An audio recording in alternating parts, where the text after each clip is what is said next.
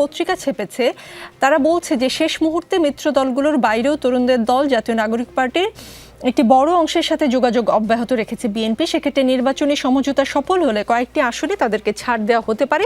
এর মধ্যে আবার ওই দল থেকে পদত্যাগ করে বিএনপিতে যোগ দিয়েও কেউ ধানের শীষ পেতে পারেন। এনসিপির বড় অংশটির সঙ্গে সমঝোতার বিষয়টি অনেকটা গোপন রাখতে চাইছে বিএনপি। এ নিয়ে দায়িত্বপ্রাপ্ত এক কেন্দ্রীয় নেতা বলেছেন, অনানুষ্ঠানিকভাবে আলোচনা বেশ এগিয়েছে। তার মানে এনসিপি থেকে যারা এনসিপির এই সিদ্ধান্তে বিরক্ত অথবা এনসিপির এই সিদ্ধান্তের সাথে একমত না, এইটা ভেবে যারা দল থেকে বেরিয়ে আসছে তাদেরকে বিএনপি নিচ্ছে।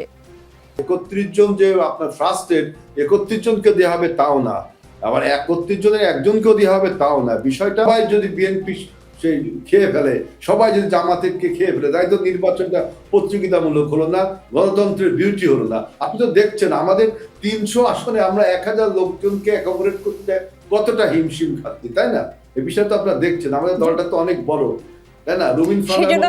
সেজন্য কিছু দলকে আপনারা জামাতের দিকে ঠেলে দিচ্ছেন। মাহফুরে বিএনপির সাথে তো এনসিপির জোট বা আসন সমঝোতার কথা শোনা যাচ্ছিল, কিন্তু শেষ পর্যন্ত তা হয়নি। এখন জামায়াতের সাথে হলো, বিএনপি কেন এনসিপিকে টানতে পারলো না, অথবা দূরে ঠেলেই দিল কিনা? ধন্যবাদ আপনাকে। দেখেন, নির্বাচনকে লক্ষ্য করে অ্যালায়েন্স গঠন হবে, এটাই স্বাভাবিক এবং গণতন্ত্রের এটা একটা বিউটি। আমরা খুবই বেশি অ্যাপ্রিসিয়েট করি এবং ধন্যবাদ জানাই যে বাংলাদেশে অন্তত একটা গ্রহণযোগ্য এবং কম্পিটিটিভ নির্বাচন হচ্ছে। অ্যালায়েন্সটা যে গঠন হয়েছে এনসিপির সাথে জামাতে ইসলামের বা অন্যান্য দলের, এটাকেও আমি কংগ্রাচুলেট করি। কারণ কি, আমরা একমাত্র দল, আমরা চেয়েছি যে বাংলাদেশে একটা গ্রহণযোগ্য নির্বাচন হোক, একটা কম্পিটিটিভ প্রতিযোগিতামূলক নির্বাচন হোক। এখন সবাই যদি বিএনপির সাথে জোট বাঁধে তাহলে তো নির্বাচনটা আমি আর ডামি হয়ে যাবে।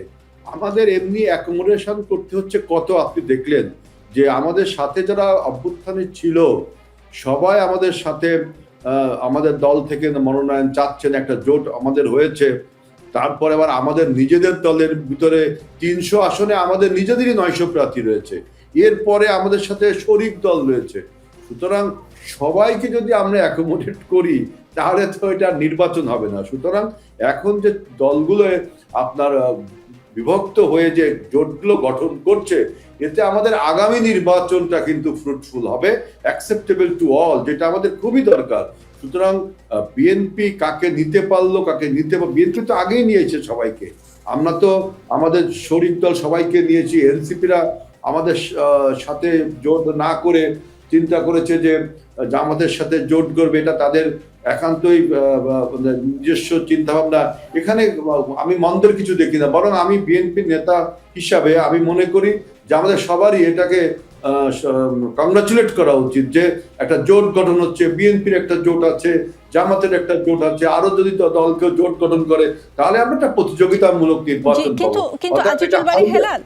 কিন্তু যেটা শুনতে পাচ্ছি, আজকে একটি পত্রিকা ছেপেছে, তারা বলছে যে শেষ মুহূর্তে মিত্র দলগুলোর বাইরেও তরুণদের দল জাতীয় নাগরিক পার্টির একটি বড় অংশের সাথে যোগাযোগ অব্যাহত রেখেছে বিএনপি। সেক্ষেত্রে নির্বাচনী সমঝোতা সফল হলে কয়েকটি আসনে তাদেরকে ছাড় দেওয়া হতে পারে।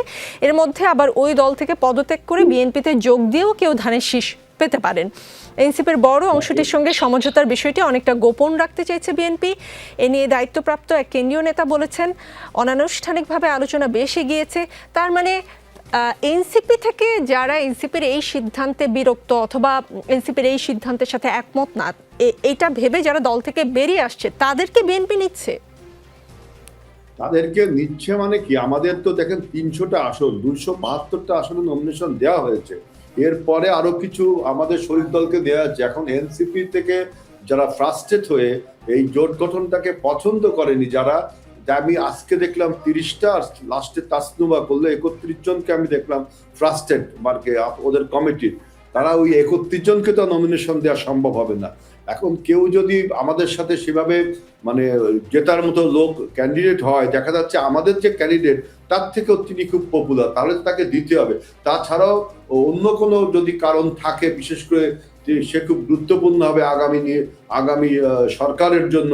সুতরাং ওই ৩১ জন যে আপনার ফার্স্টের ৩১ জনকে দেওয়া হবে তাও না, আবার ৩১ জনের একজনকেও দেওয়া হবে তাও না। বিষয়টা পপুলারিটি এবং গ্রহণযোগ্যতা এবং আগামী দিনের প্রয়োজনীয়তা নির্ভর করে।